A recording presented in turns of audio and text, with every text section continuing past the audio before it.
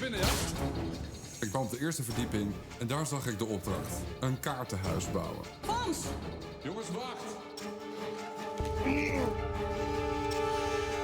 Luister, Perfect. het is €1000. Rechterhand in je zij.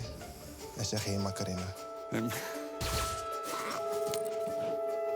En Joker. Het gaat wel lekker peddelen, hè? Heel lekker. Nee, we gaan er weer overheen. Jan, sorry, ik ben vast. Oké, we hebben een bal voor je. hoi.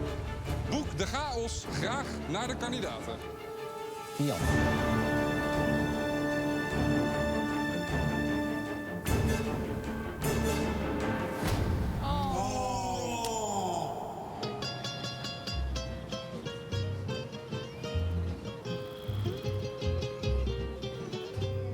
Nee, jongens, we zijn met z'n viertjes. Ja, man.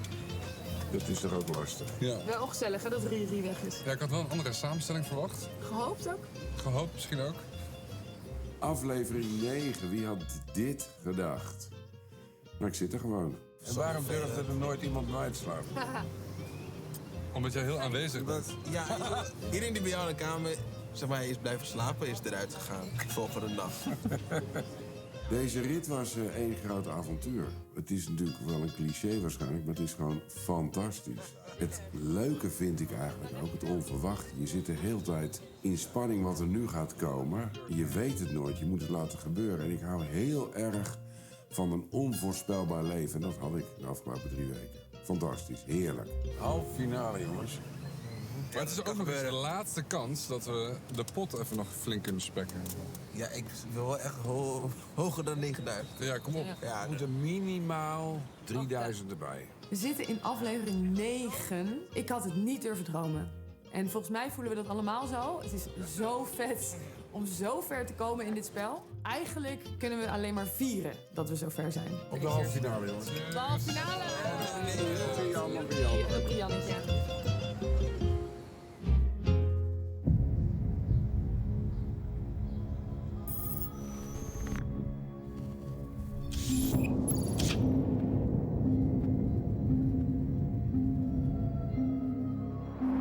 Het zijn de laatste dagen in Mexico.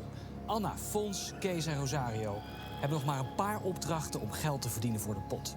Daarbij krijgen ze hulp van stemmen onder water. En moeten ze opnieuw 1 voor 1 in duel met de mol. En of ze goed zitten met hun verdenkingen? Misschien dat de terugkeer van de waarzegster hun laatste twijfel kan wegnemen.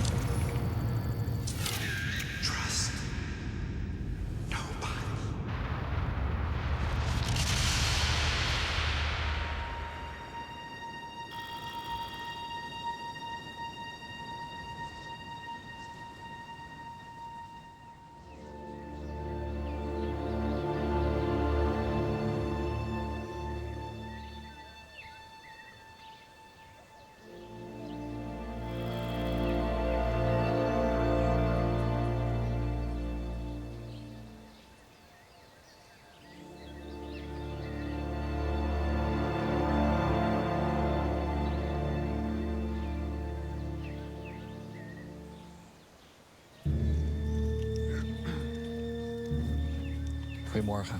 Morgen. Het zal geen verrassing zijn, jullie gaan ziplinen. Ja. En jullie nemen zo elk een buideltje mee met geld voor de pot. Oh. Het parcours bestaat uit 5 ziplines. En onderweg komen jullie afbeeldingen tegen van de Alushes. Dat zijn mythische figuren van de Maya's die de natuur in de jungle beschermen. En jullie moeten de lichaamsdelen van die Alushes in het Yucatan Maya onthouden... om aan het einde van het parcours die buideltjes te kunnen openen. Hoe meer van jullie het einde van het parcours bereiken... des te grotere kans dat dat lukt. Want jullie kunnen maximaal €4.000 verdienen met deze opdracht. Jongens, kom op. Dat wordt wel een keer tijd. Ja. Dan nog iets. Onderweg gaat steeds één van jullie in duel met de mol. Tegen de mol is het natuurlijk een beetje gek. Als je met z'n vieren op een rij staat en je weet, één van ons vieren is de mol.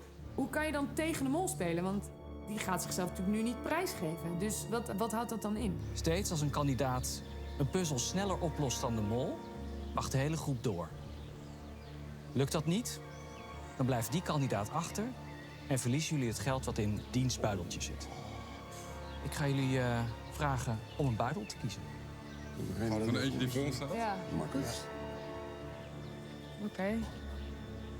Ieder persoon kreeg een zakje met geld mee. We wisten niet hoeveel. Dus het was wel van belang dat de mensen met het meeste geld door zouden gaan. Maar we hadden geen idee. Kunnen we überhaupt een tactiek Ik denk dat ik bespreken? de hele rit mijn ogen dicht heb. Jullie weten dat ik ooit bijna ben misgegaan met parachutespringen? Ja, nee, daarom. Dus jij gaat het sowieso heel moeilijk krijgen. Als ik het al doe. We gaan heel Wie is goed in puzzelen? Ik ben goed in puzzelen. ik ook wel redelijk goed in puzzelen ben. Ik ook, normaal gesproken. Ik was degene die alles zou onthouden van de Maya-goden. En de andere kandidaten zouden de puzzels doen. Dus de rolverdeling was duidelijk. Oké, you can go. Woehoe, lekker Gaat-ie. Kees! Daar gaat hij. Kom op, hoogte Kees! Niet naar beneden kijken. Deze stoere jongen heeft hoogtevrees. Maar goed.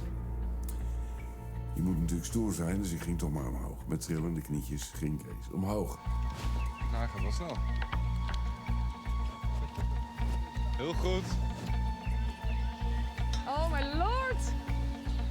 Oh, hoog. 30 meter langs een steile paal. Sport voor sport. En niet naar beneden kijken.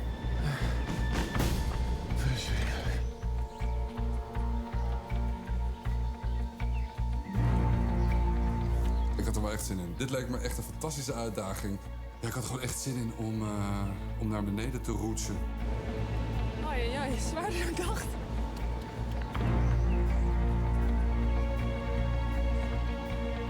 Spannend, hè? Zo fucking eng. Lekker Sorski. Oei. Zo.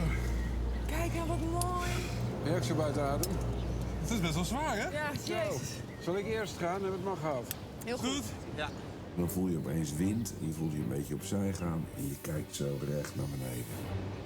Holy shit. Holy shit. Helemaal niks voor mij. Dus ik stond maar een beetje te wachten tot ik eindelijk mocht afzeilen. Goed zo, Kees, je gaat goed. Trots op je. Je kan het. Ik ben gaan staan op die rand. Ik heb me aan laten haken. Can I go? Yes.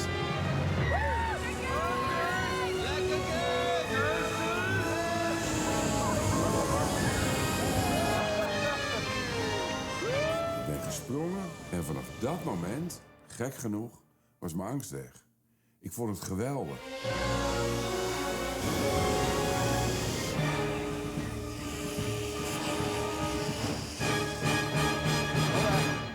Je made it! Ik dacht dat ik dood ging en toen ging ik gewoon niet dood. Ik leef. Fuck. Oké. Ja. Dit is echt mijn type opdracht. Lekker hoog, lekker snel.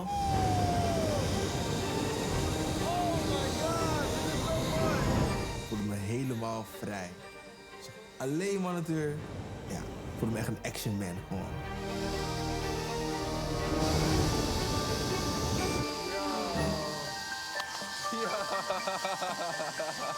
Het valt mee, hè? Oh, dat is zo sick. Het valt mee, hè? Ik vond eigenlijk niet, ik wilde wel door. And there we go.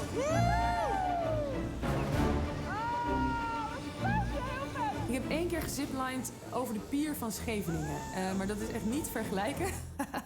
Ten eerste veel minder hoog en ten tweede veel korter. Dus ja. Oh mijn god.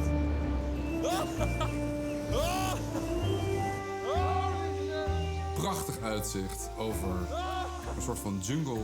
Het ging ook rap.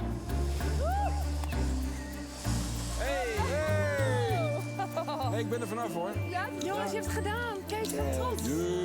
Aangekomen bij de tweede paal waren we eigenlijk vooral heel trots op Kees dat hij het had gedaan. Oh, wat goed. We hebben je hier overheen geholpen. Ja. En hij beweerde zelf dat hij spontaan van zijn hoogtevrees af was. Dus it's a miracle. Holy shit. Wow. Yes! Oh, dat was een eitje. Dat was echt een eitje. Beneden aangekomen zagen we ook het spel dat we tegen de mol moesten spelen. Er hing een scherm waarop wij zouden kunnen zien hoe lang de mol erover had gedaan. Er hing een bord waarop wij met een stift iets konden tekenen of schrijven. En er stond een bak met daarin 5 cirkels waarop 4 getallen stonden. En de opdracht aan ons was om die 4 getallen zo te combineren met behulp van de basisrekenregels. Dus plus, min, keer en gedeeld door. En dat moest dan uitkomen op het getal 24. En we kregen ook bij ieder parcours een plaatje van een Maya-god. Ik heb een soort van fotografisch geheugen. Dus daarom was het logisch dat ik de opdracht zou krijgen om alles te onthouden. Dus ik denk dat het verstandig is dat jij nu die rekensom gaat doen. En dan kan ik gewoon nog steeds mijn opdracht doen, namelijk alles onthouden. Ik ga het wel doen. Ik kan hier dus helemaal niks van, hè? Jullie gaan even meekijken hoe stom ik ben. Tuurlijk gaan we meekijken. Kijken of je bolt of niet. Ik kan er echt niks van. Je moet hier moet je 24 van maken. En wat is dit dan? Oh. Dit is wat de mol doet. Dus hier zie je hoe lang de tijd je hebt. Maar we moeten hem niet afluiten. Laten we niet met hem... Nee jongens, laten we niet met hem praten. Eerst was een 4, een 5, een 5 en een 1. Nou, dat is 4 keer 5 is 20. Plus 5 is 25. Min 1, 24. Dat moest je in een bepaalde tijd doen. Namelijk de tijd die de mol erover had gedaan. Dus je was eigenlijk aan het strijden tegen de mol. Dan kwam de tweede som. 6, 3, 2, 4. Ook niet heel moeilijk. Tot zover ging het goed. Volgende bordje kreeg ik een soort van kortsluiting in mijn hoofd. Die tijd liep. Ik was zenuwachtig.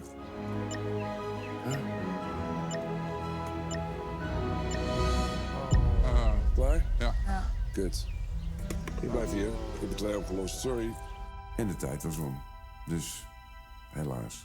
Je hebt het echt goed gedaan. Ja, wij gaan verder. Dankjewel, man. En Heb Kees, je angst overwonnen? mocht je het je afvragen, ik vind je amazing, hè? Dat weet je. Ja, Vroeg het me wel af.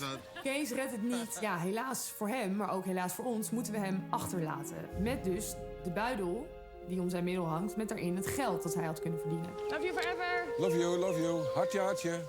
Hey, jongens, goed opletten op de paal nu, hè, als je iets ziet. Vervolgens moesten wij weer omhoog. En helemaal op de top was er een plaatje. Talon, Met billetjes? same, niet. Knee, same.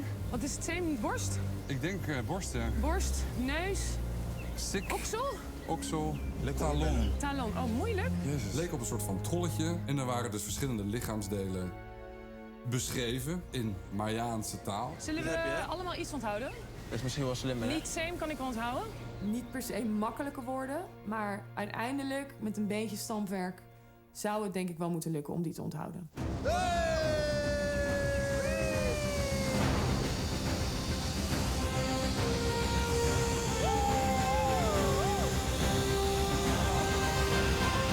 See you on the flip side.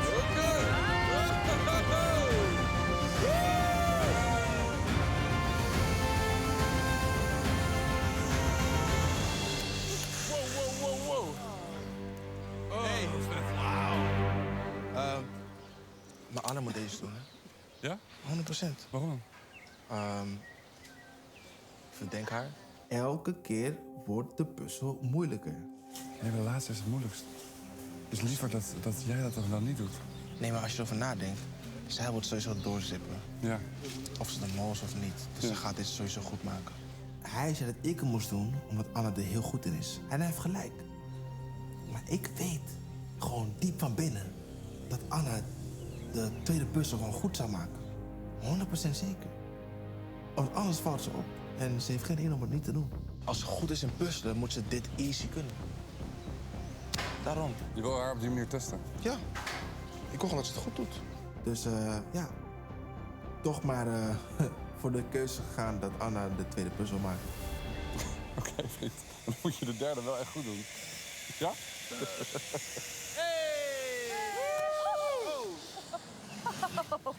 Nou jongens, wat gaan we doen?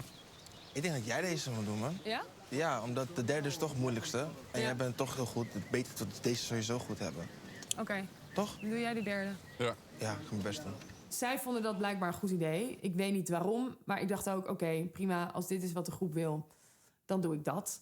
Dus ik moest het opnemen tegen de mol.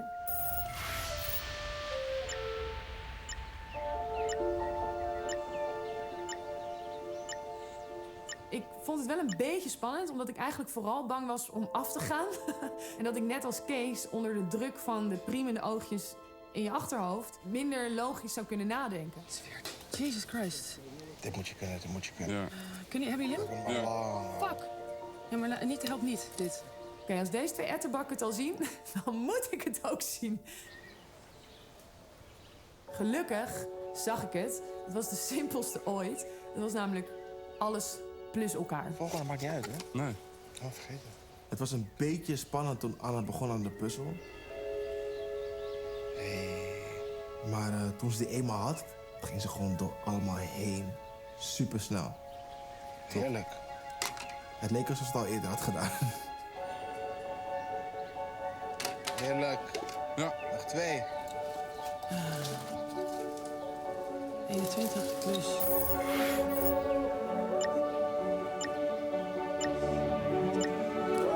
Daar staat het. Oh. 4, wat is 3 keer 8. Ja. Heerlijk. Flikker op. Oh mijn lord. Halleluja. Ik heb zelfs de mol verslagen. Kom, we gaan naar boven. Oké. Nu hoop ik vooral dat ik veel geld in mijn buidel heb zitten. En dat ik daarmee dus ook veel geld kan verdienen bij de eindstreep. Tweede plaatje, weer een nieuwe Maya-god met andere lichaamsdelen. Ja, ik wist de eerste 4. Er kwamen weer 4 nieuwe bij. Dit vind ik logische woorden of zo. Ik weet niet goed. Vind je niet? Ja, het is bijna alsof ik weer de derde naamval in het Duits in mijn hoofd moest stampen.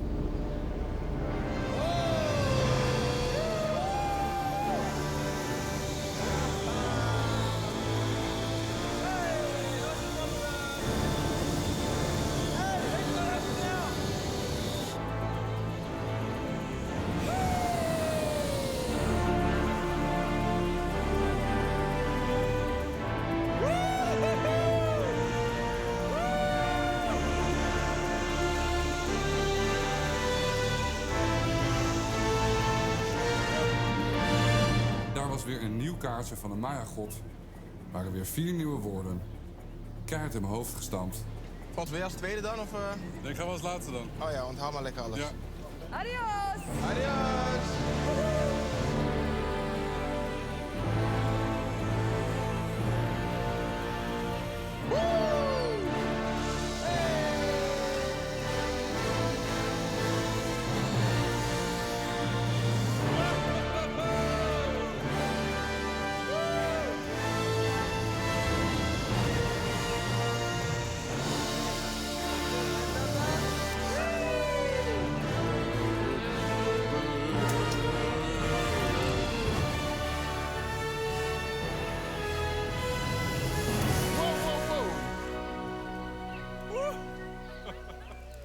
Dat gaat hard, jongen. Kwam ik bij toren 5 aan.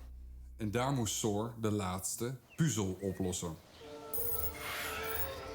Oké, succes. Je kan het. You can do this. Oh, waarom ik als vliegen weer? Oh, deze is fucking moeilijk, jongens. Nou, het was mijn beurt om de puzzel te maken. De derde puzzel. Met andere woorden, de moeilijkste puzzel. Rustig aan, man. Je hebt tijd, Ik heb mijn tijden niet zo dom gevoeld. Het leek gewoon onmogelijk. Ik zie alleen maar getallen.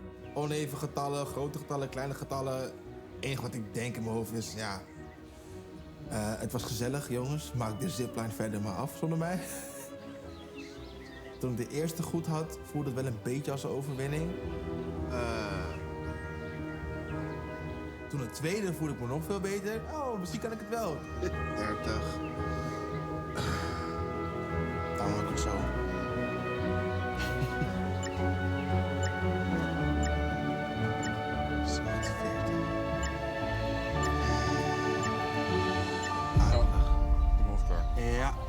Heel goed gedaan, man. Je hebt het goed gedaan. Dat is fucking moeilijk. Ja, dit is echt verschrikkelijk. En je werd gebeten. 3 van de 5. Eigenlijk het voelde het alsof de Maya's tegen me zeiden... Je hebt je best gedaan, maar tot hier en niet verder met deze puzzel. Oké, later.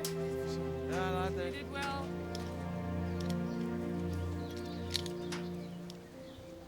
Laatste. Weer. Woke is een voet, kaal is een nek, wit is een oog. Vamos! Adios! Daar ga je! De laatste!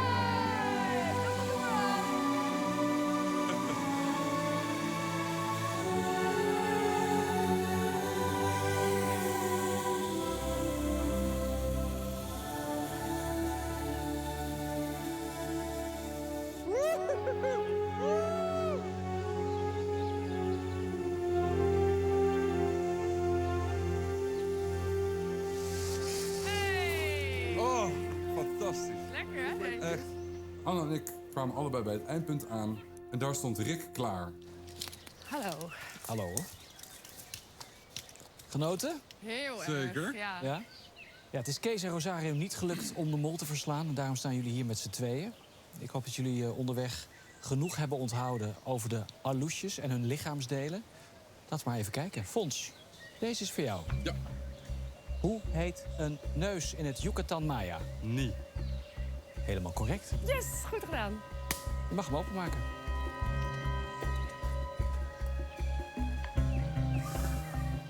Sleuteltje. Ik haalde de sleutel eruit en toen kon ik mijn buidel openen. Nou, ik zie jouw hoofd. Dat is meestal geen goed teken. Nee, van Tooske. Oh, Tooske. 250. 250 euro. Oh, die moeite. Nou, we hebben nog hoop. Wist er wat? Oh ja. Ja. Jij mag deze vraag beantwoorden. Hoe heet een oor in het Yucatan Maya? Xikin. Is correct. Yes. Oké. Jij mag hem openmaken. Oh my god. Hoop dat ik de jackpot heb. Ik hoop het. Alsjeblieft 2000 euro. Spannend. Tooske? Oh! Oké, netjes. 57. 1000 euro. Bij elkaar 1000 van de 4000. Ja. Maar jullie hebben wel Be better. een hele leuke trip gehad. Ja. Daar doen we het voor. Dat is wel waar. Gefeliciteerd Dankjewel. en tot later. Thanks. Gelukkig hadden we in ieder geval onze 2 buideltjes allebei mogen openmaken. En in mijn buideltje zat weliswaar iets meer dan bij Fons, maar ik denk toch nog steeds niet de hoofdprijs. 750 euro. Dus samen hebben wij 1000 euro verdiend.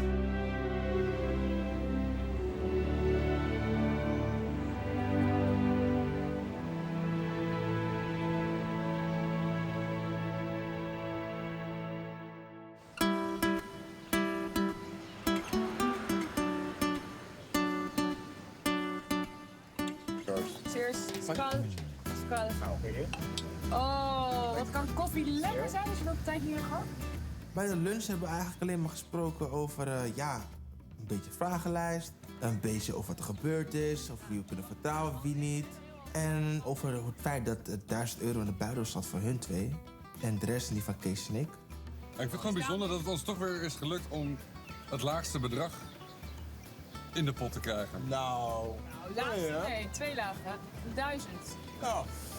Nee, maar als ik dus als enige was doorgegaan, was het weer 250 geweest. Allerlaagste zakje. Ja, dat is waar. Ik ben niet ontevreden.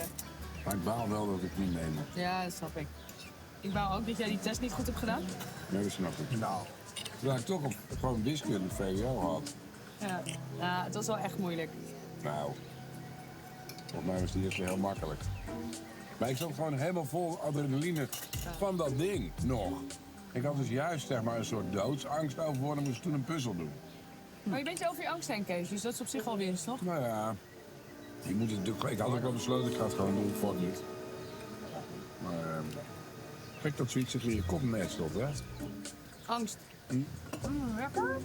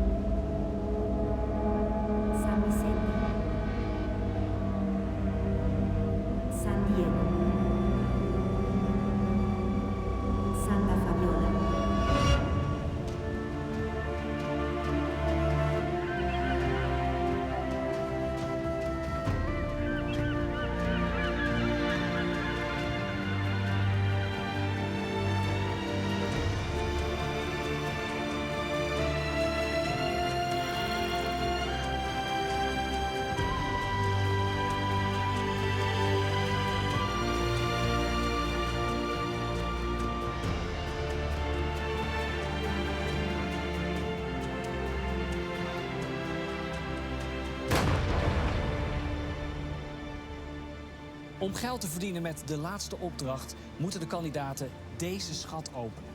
Een kist met daarin 1935 euro. En daarvoor hebben ze een schatkaart. Om de sleutel te vinden moeten ze op zoek naar aanwijzingen. Onder water. Ze zullen stemmen horen die ze naar de juiste sleutel leiden. Ik wacht de kandidaten hierop. En hier mogen ze 4 sleutels proberen. En als ze het aandurven, 1 sleutel. Maar dan verdubbel ik wel het bedrag naar 3870 euro.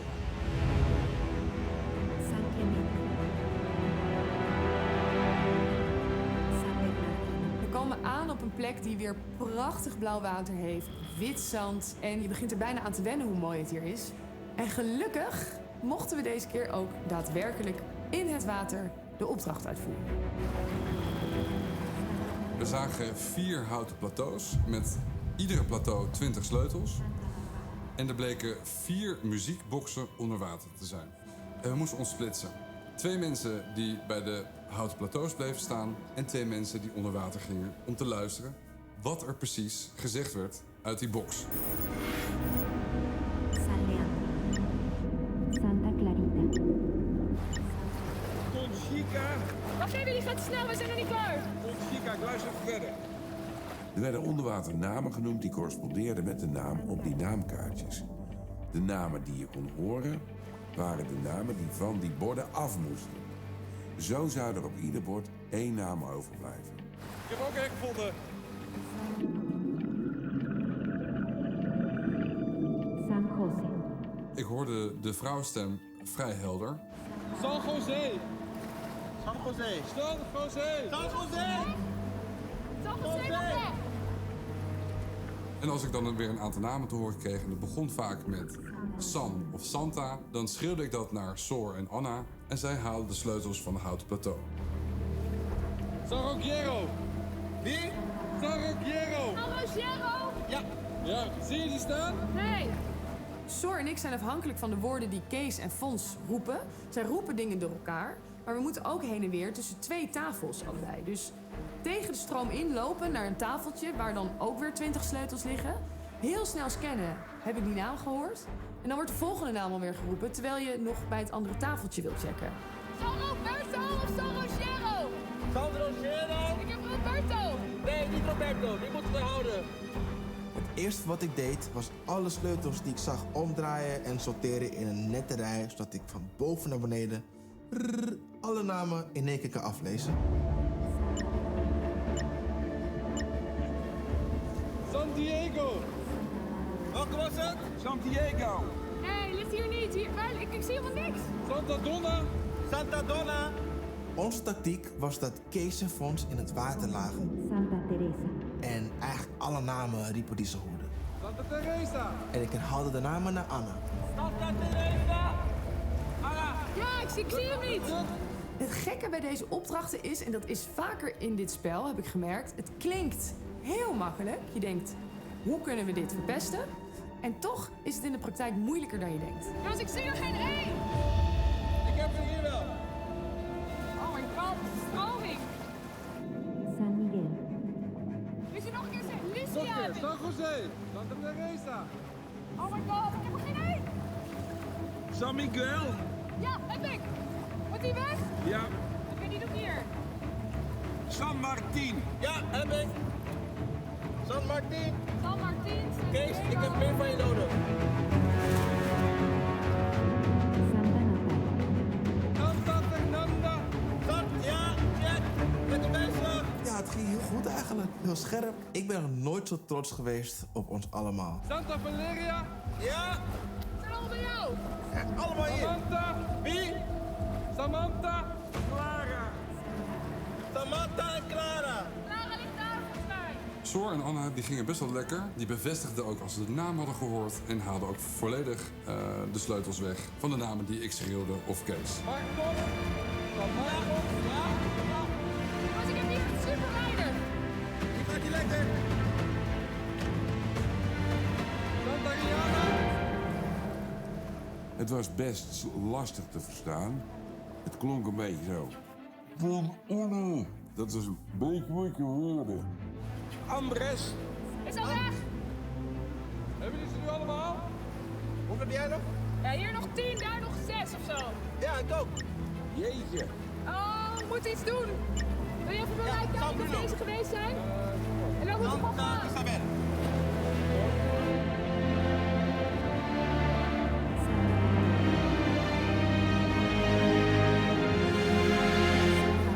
En op een gegeven moment ging ik kijken en lagen er nog heel veel sleutels op die tafels. Sleutels met namen die wij gewoon al hadden geroepen. Jongens, we moeten gaan. Anna, Neem gewoon mee, neem gewoon mee. Anna, kom op. Kom gewoon.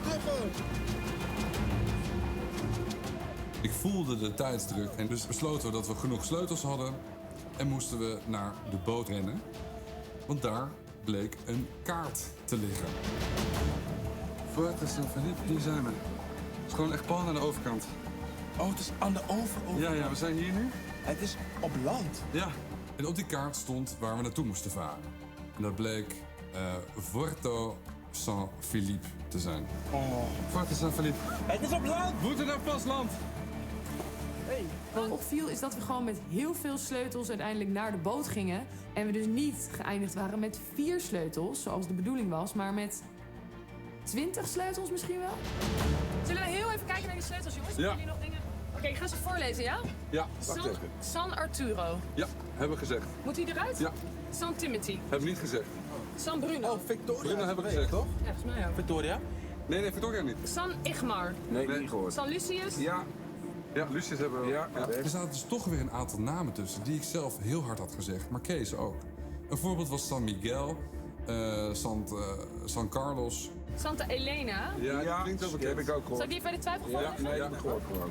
Maar die hebben we toch nog even eruit kunnen vissen. Dit is in de twijfel gevallen. Oké, dus gooi deze heel ver weg. Toen bleven er nog 12 namen over. En die 12 namen, die sleutels, die zouden we meenemen naar het fort.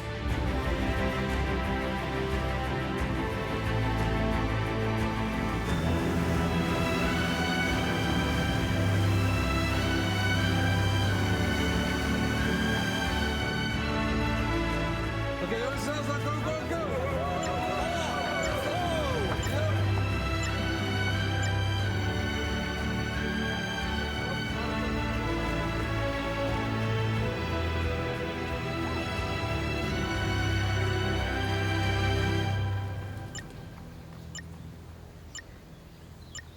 Kandidaten, ik zie handen vol sleutels.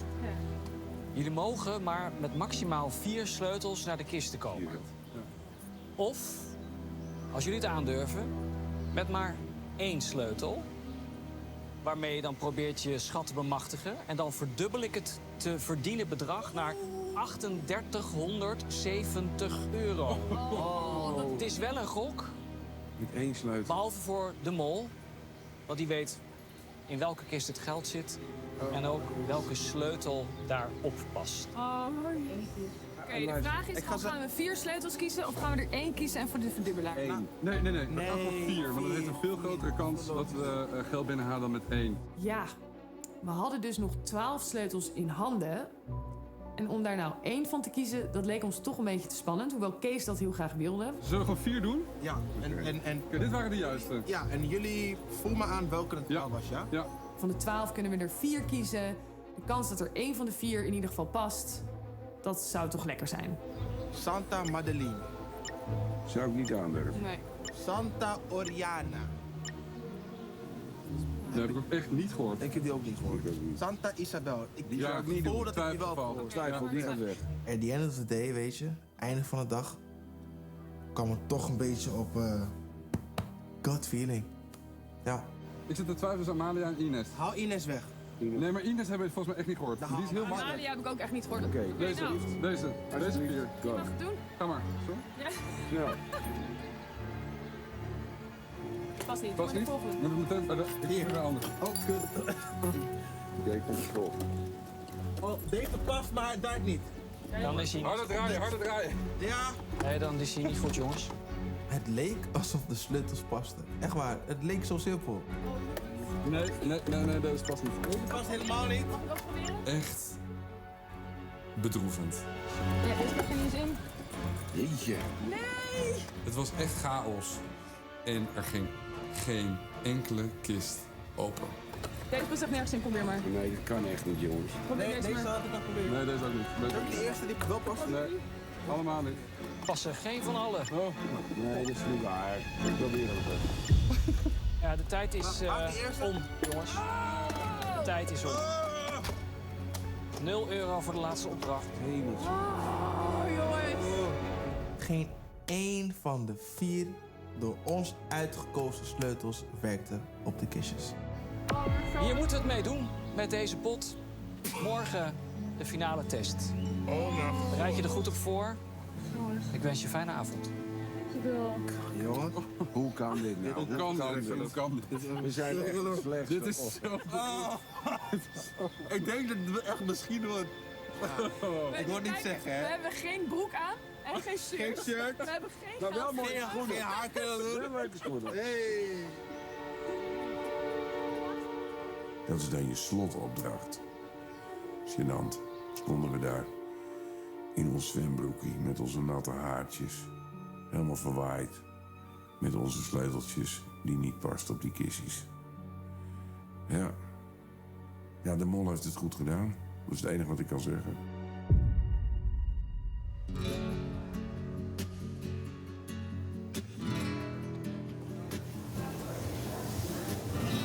Oh, jongens, last dinner. Ja. In het restaurant voelde eigenlijk al wel een klein beetje als een soort afsluiter hier in Mexico. Want we hebben het gewoon met z'n vieren gehaald.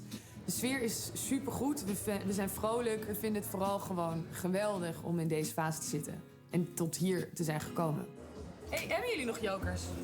Want die mag je niet meer inzetten, hè? Nee, Heb jij wel of niet, Joker? ik heb geen joker. Oh, zeg je wel een lachje zo? Nee, ik heb echt geen jokers meer. Wil je er heb je een souvenir mee naar huis? Nee. Ik heb echt alles ingezet. Hoef je die jokers toch niet te gebruiken? En je merkt dat je heel erg naar elkaar toe groeit en dat dat ook heel snel gaat. En je merkt ook dat het mensen zijn die je misschien in het gewone leven niet meteen zou tegenkomen of meteen vrienden mee zou worden, maar dat wel nu bent geworden. Ik was op die antiekmarkt met Rianne en met Jeroen. We hebben echt ons best gedaan. We hebben het goed gedaan ook. Jullie hadden 7 van de 10 objecten goed. En nu kom ik erachter dat er misschien wel 8 jokers zijn verdeeld daar of zo. Hoe is even? Op het eind hoorde ik zeggen, er is 1 joker voor jou en voor je teamgenoten. Ja, En daarvoor, had ik ook. en dan zei je maar, je geboortedatum niet meer te roepen. Want ik denk, ik heb een lang menu. Ja. Hij heeft niet een heel lang Het wordt nu menu allemaal door voordat- verdubbeld. Het wordt nu allemaal verdubbeld, Kees. Ja, dat zei Oh, wacht. Er gaat nu weer wat geld af. Oh, nu krijg ik weer extra geld. dat dacht ik. We kunnen allebei een joker krijgen. Dat had hij gewoon al 2. Oh, jullie zijn zo fel. Misschien moet je erachter komen. En maar ook tegen, heb je door dat ze ook tegen mij vast? Ja, jij bent ook zielig. Kees, Ik snap het. word wakker. Ja. Op een gegeven moment... Nee, word wakker. Dat gaat nooit gebeuren. Luister, het moment dat Volks tegen jou zei... Oh, het is een verdubbelaar. Van 2500 pesos naar Ja, 5000 ja. pesos. Moest je weten dat het fout was. Maar dat is bij ons ook gezegd, dat kan niet. Dat kan. Ik had 500 pesos verdiend bij die opdracht. En hij kwam met 5000 uit de lucht ineens. En jij ging zo, jongens, genoeg. Niet meer bellen. Nee, genoeg, klaar. Ik ben gewoon met de 3 grootste mollen geëindigd. Nee joh, van mij. En zelf ben je hartstikke heilig niet gemaakt. Heilig, Santa Kees. Anna. ben jij. Santa Anna.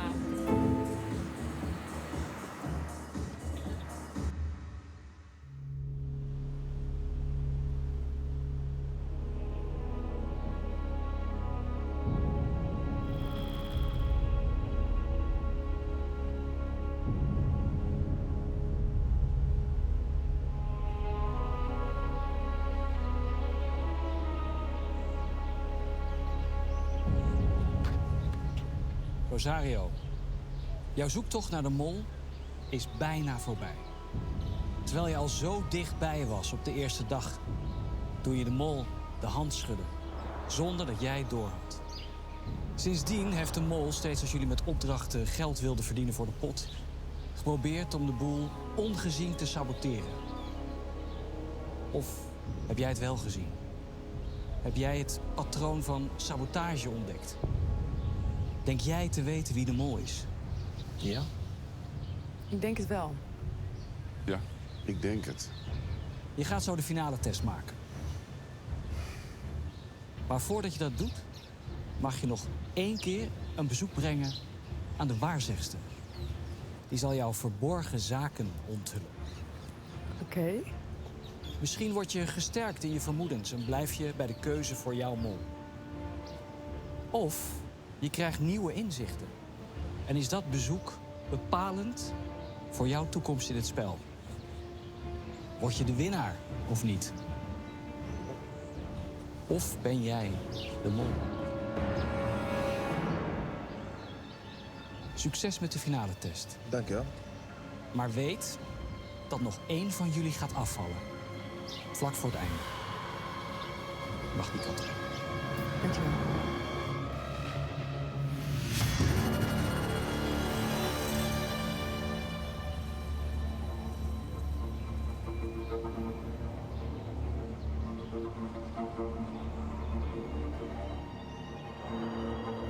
Haven't seen you in a long time. Ik helemaal mentaal ready op de test maken. En dan zie ik onze waarzegster weer, ja. Van Dia del Topo. I knew we would meet again. Do you want to know the future? Ik durfde geen antwoord te geven. En toen wees ze dan een glazen bol.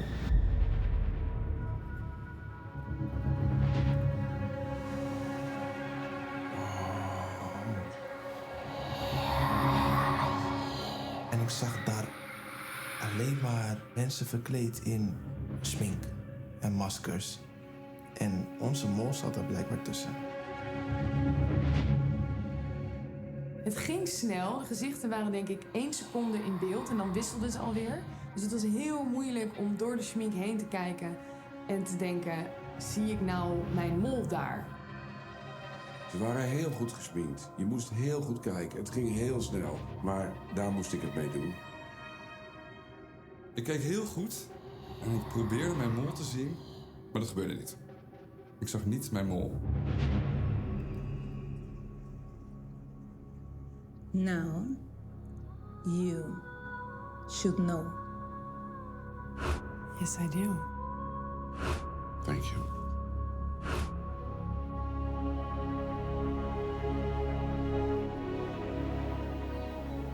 De finale test. 40 vragen over de identiteit en het doen en laten van de mol. De kandidaat die het meeste weet, wordt de winnaar en gaat met de pot naar huis. De finale test gaat natuurlijk over al die weken, al die testen. Ik heb het gevoel dat Anna op Fons zit, dat Sor ook op Fons zit en dat Fons weer op Anna zit. Ik heb mijn best gedaan om het op te schrijven, maar ik schrijf zo slordig dat ik bij de helft denk, wat staat daar nou? Ik zie geen moer van die slotjes. Stond met Tooske en Anna. 97048. Ja, maar dit onthoud ik allemaal echt niet. Ik moet wel zeggen dat Anna een paar keer nummers verkeerd herhaalde. 481, toch? 581. 583? 581. Nee, die heb ik al geprobeerd. Ik denk, waarom doe je dat nou? Kut! Nee! Ik begon best wel lekker. Eigenlijk had ik het gevoel dat ik mijn informatie goed op een rijtje had. Dat ik best wel goed wist wie in welk team zat bij alle verschillende opdrachten die we hebben gedaan. Maar er waren een paar vragen waar ik toch geen antwoord op had. A2. Hebben we al! Wat heb je al? Ja! Van de 3 mannen kan ik er 1 eigenlijk al helemaal afschrijven. Ik heb nooit op hem gezeten. Dus als hij het zou zijn, had ik er denk ik niet meer in gezeten. Ik mocht natuurlijk finale testvragen inzien. Van 4 wist ik het antwoord niet. En daar heb ik extra mijn best voor gedaan om toch nog daar een antwoord op te vinden. Maar de mol heeft gelogen. Dus daar moest ik gokken. Ik heb natuurlijk veel opgeschreven. En nu hoef je het maar van 1 persoon te onthouden. Nou ja, kijk, je leert op een gegeven moment iedereen natuurlijk zo goed kennen dat je ook bepaalde vragen vanuit een soort van speculatie kan beantwoorden.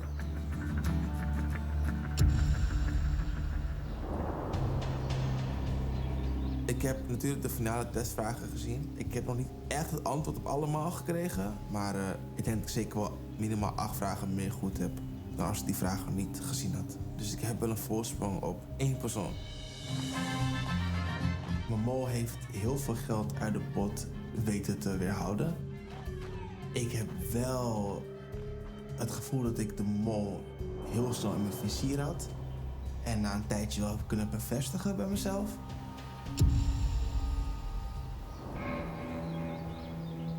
En wat denk je van Sor, die ervoor zorgt dat iedereen hem vertrouwt? Die jongen die is zo ontzettend gewiekst, die kan dit. Ik zie hem er vooraan. De worstelwedstrijd. We moesten selfies maken van onszelf met de worstelaars. En dat ging best wel mis. Dat mag niet. Sor fotografeerde namelijk de hele groep, terwijl er maar één op moest. Hij zegt, nee, dat kan ook als je met je vinger de juiste aanwijst. Natuurlijk niet. Maar dat weet je toch? Nee. Dus hierin is Sor ook toch weer aan het mollen. Nee, je mag er niet aan zitten, volgens mij. Jawel, je mag wel kijken hoeveel stenen er nog Nee, liggen. volgens mij niet. Er klopt gewoon zoveel niet aan wat hij zegt en doet. Hij vertelt aan iedereen een ander verhaal. Hij probeert de hele tijd andere mensen zwart te maken. Kan je beter die daar naartoe brengen? Nee, want dan kan je straks die 3 niet vinden. Die heeft iemand anders dan gejat en dan is het niks. Ik hoop heel erg dat iedereen Fons zit. En dat het Sor van hem blijkt te zijn.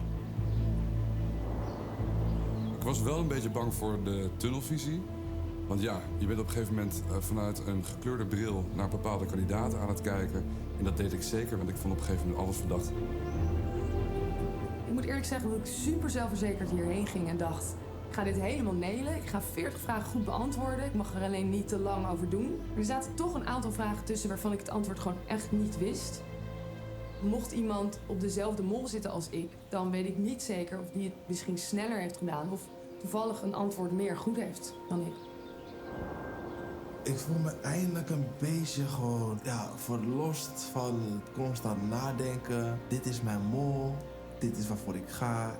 Ik ben ervoor gegaan, de keuze is gemaakt, het is gesield. En wat ermee gebeurt, dat gaan we zien. Het voelt als een overwinning.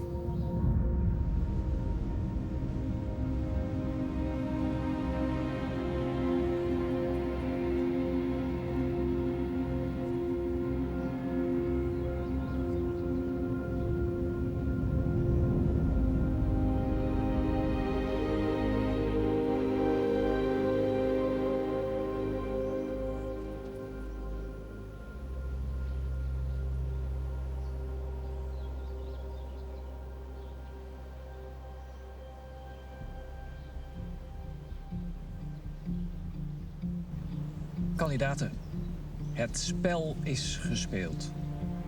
Ik ben benieuwd of het bezoek aan de waarzegster nog tot nieuwe inzichten heeft geleid. Dat gaan we zo bekijken aan de allerlaatste testuitslagen. Wie krijgt het laatste rode scherm? Wie moet er net voor de finale naar huis?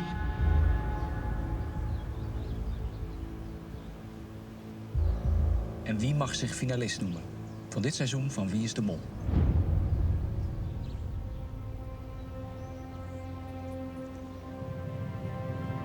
Rosario. Het moet mij beginnen.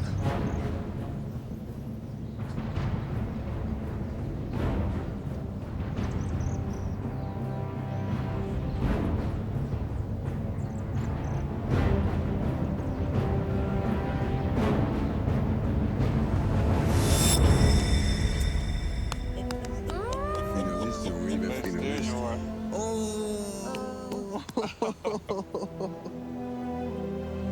Well done. Nummer 1.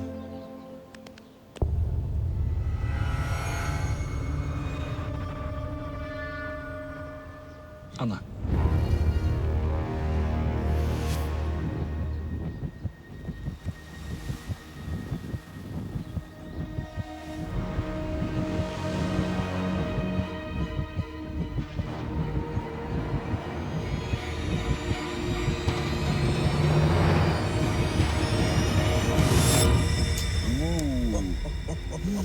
Heel fijn. Chris? Oh, jongens. Oh, wij zijn er. Nu gaat het erom, jongen. Ja. Oh, god. Kees of Fons?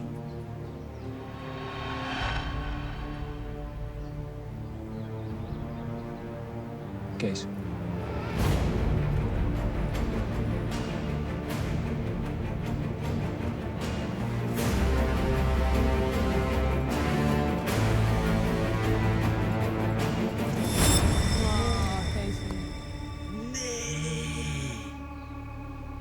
Jammer, Casey. Een beetje drama. Drama, kom, beetje drama. Jezus. Ook gezellig. Wie moet er nou verhalen vertellen? Weet ik niet, het draagt over aan Fons. Oh, jongens. Goed gedaan. Gezellig. Maar mij wil je niet kussen? Heb ik jou niet gekust? Jezus, wat is dat dan? Wat is dat dan? Je mag een dramatisch afscheid. Nee, dat is waar, dat is waar, dat is waar. We gaan straks verhuilen. We gaan straks verhuilen. Ja. Yep. Finalisten. Holy shit. Zo. Wauw. Goed gedaan, jongens. Oh my. Even. Kees, ja, net voor de finale afvallen. Balen. Ja? Heel jammer. Ja, nu wil je het ook halen ook. Ja.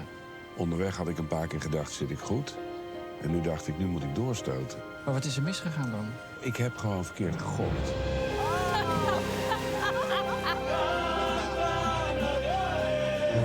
Je was ook nog een tijdje verdacht. Zo nu en dan had ik dingen niet zo snel door. Ik denk, oh wacht, nu heb ik het wel door, maar dan ga ik gewoon dit doorzetten. Ja. Dat heeft wel gewerkt, want een aantal mensen vonden mij verdacht. Die dachten, zo stom is die niet echt. Nee. En dat was in het begin wel, ze daarna niet meer. Ja. Come on, come on. Maar ik ben echt een beetje jouw paard. Ja, giddy up. Je bent hartstikke ver gekomen, je hebt alles meegemaakt. Ja, het was heerlijk. Ja, vond je het leuk? Wat een avontuur. Ja? Ja, geweldig. Ik heb genoten. Goed zo, jongen. Je mag die kant op, Kees. Tot ziens in Nederland. Doeg. Hoi. Ja. Jezus, Kees. Je Ik had het bang echt in. niet gedacht, hoor. Ik dacht, Nee? Nee. Nou niet? Nou, ik vond hem zo zeker overkomen. Ja, zeker Heel weten. rustig, ja. Zeker weten. Maar ik weet nog niet of hij op de verkeerde mol zat... of dat hij gewoon te veel fouten heeft gemaakt. Rosario, Fons en Anna. Gefeliciteerd. Jullie zijn de finalisten van Wie is de Mol 24. De zoektocht is voorbij. Eén van jullie is de mol. Eén van jullie is de winnaar. Maar hoe het zit, dat ziet u volgende week. Komende zaterdagavond toont de mol zijn ware gezicht. Hier live vanuit het Vondelpark in Amsterdam krijgen we het antwoord op die ene vraag. Wie is de mol? Is het Anna? Is het Fons? Of is het Rosario? Zaterdag live bij Afrotros op NPO 1, De Ontknoping.